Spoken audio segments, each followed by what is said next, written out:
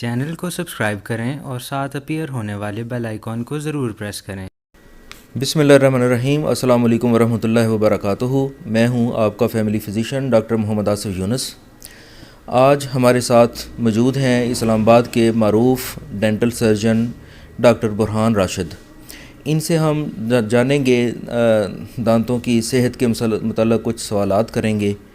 तो डॉक्टर साहब, सबसे पहले हमें ये बताइए कि दांतों के ऊपर जो स्टेन्स आ जाते हैं, जो इनके ऊपर वो एक ब्लैक सा कलर आ जाता है, उसका इलाज हम किस तरह से करेंगे? बिस्मिल्लाहिर्रहमानिर्रहीम। Thank you so much doctor साहब कि आपने आज हमें इस इम्पॉर्टेंट चीज़ के बारे में हमसे पूछा और हम ऑनलाइन लोगों को ये बता सके, क्योंकि हमारे पास पेशेंट्स आते हैं और अक्सर ये पूछते हैं कि हमारे दांतों पे ये निशानात आए हुए हैं, ये स्टेन्स वगैरह आए हुए हैं, तो इसका क्या हल है। तो और अक्सर ये भी पूछते हैं। तो जो स्टेन्स वगैरह आते हैं, तो स्टेन्स हमारे साथ दो तरह के होते हैं, एक होते हैं एक्सटर्नल और एक होते हैं इंटरनल स्टेन्स।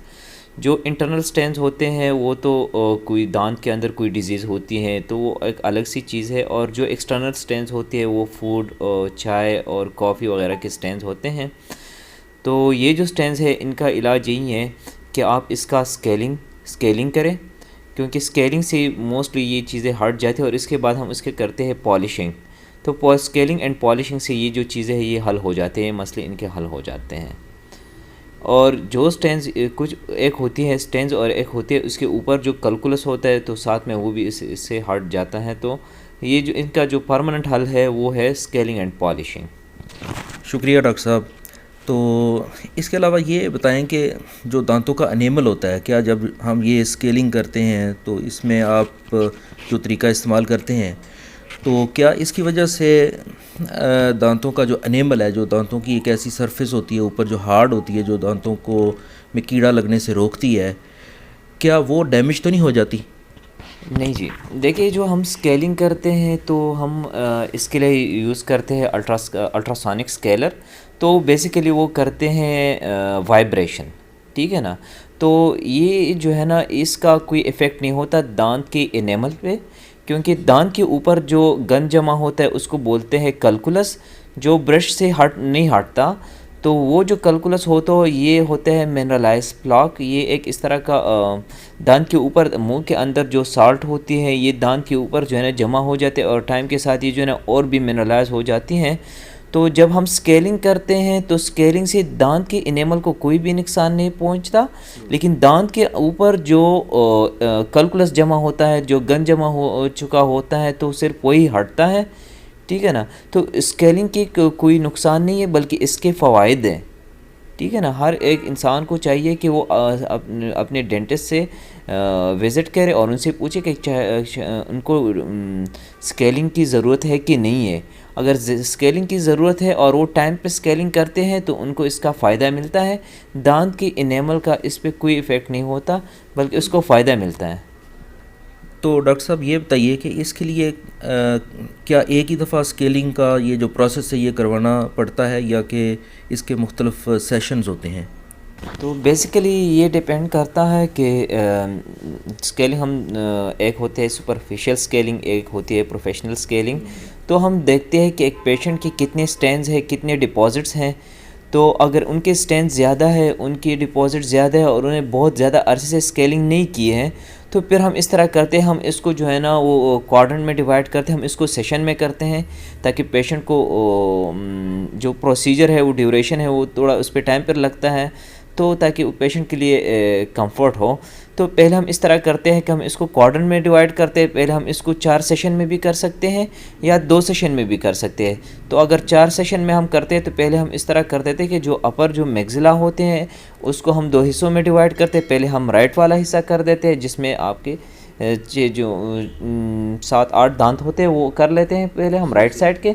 दूसरे सेशन में फिर हम अपर जो मैक्सिला की है वो लेफ़्ट साइड के कर देते हैं, और तीसरे सेशन में फिर हम राइट साइड के लोअर के, और फोर्थ सेशन में फिर हम जो है ना लेफ़्ट साइड के जो लेफ़्ट साइड की फोर्थ है उसके कर देते हैं।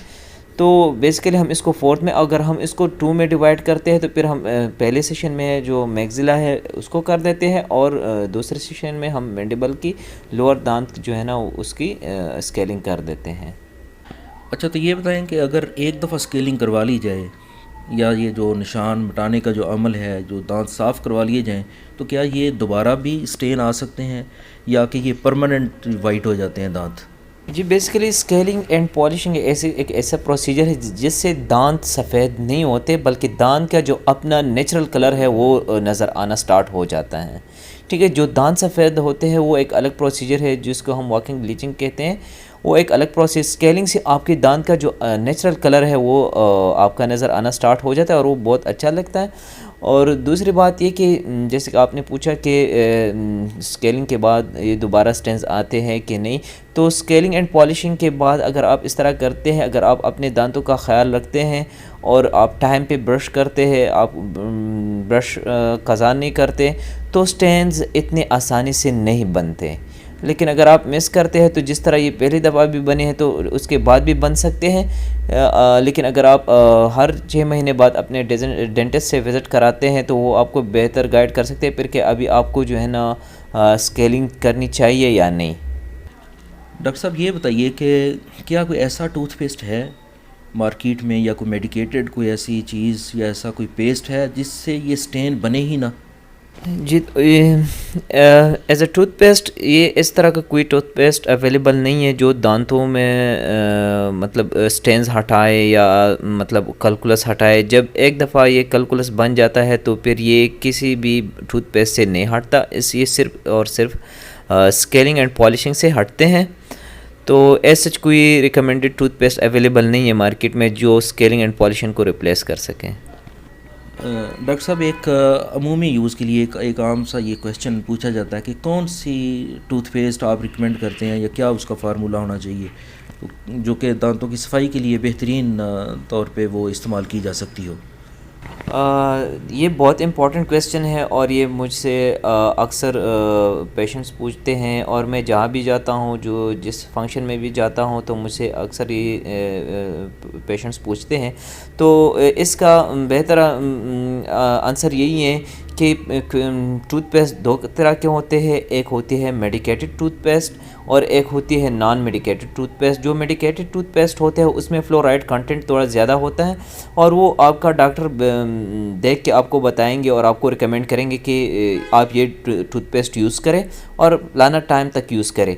इसके अलावा जो नॉन मेडिकेटेड टूथपेस्ट है, जैसे कोलगेट है, सेंसोडाइन है, मेडिकेम है, डिफरेंट टूथपेस्ट है, तो मैं रिकमेंड यही करूँगा कि आप एक दफ़ा जो आप 4-5 टूथपेस्ट अपने जहन में रखें और इस तरह उसको रोटेट करें, क्योंकि कुछ टूथपेस्ट जो होते हैं वो आपकी जो है ना दांतों में उसमें फ्लोराइड कंटेंट ज़्यादा होते तो आपकी सेंसिटिविटी के लिए होते हैं। कुछ टूथपेस्ट इस तरह होते हैं जो आपके मसूड़ों के लिए होते हैं, वो आपके मसूड़ों की सेहत के लिए अच्छे होते हैं। कुछ टूथपेस्ट इस तरह होते हैं कि वो चाहते हैं कि आपके दांत जो है ना उस पर डिफरेंट कलर्स ना आए, ठीक है, स्टेन्स नहीं, लेकिन वो ताकि उसमें थोड़ा वाइटनेस ले आए। तो वो डिफरेंट टूथपेस्ट होते हैं, हर एक टूथपेस्ट में सारी क्वालिटीज़ नहीं होती। तो आप इस तरह करें कि एक दफ़ा जो टूथपेस्ट यूज़ करें, दोबारा वो टूथपेस्ट एग्जैक्ट ना यूज़ करें, कोई दूसरा यूज़ कर ले, फिर तीसरा यूज़ करे, फिर उसको रिपीट करके उसको दोबारा यूज़ कर ले।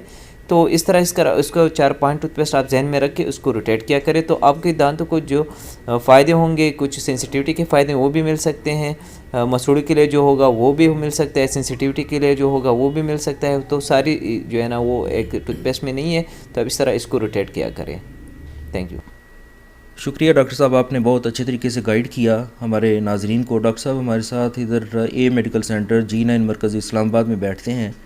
नॉर्थ वेस्ट डेंटल क्लिनिक के नाम से आप क्लिनिक करते हैं और शाम के वक्त आप इधर टाइम देते हैं।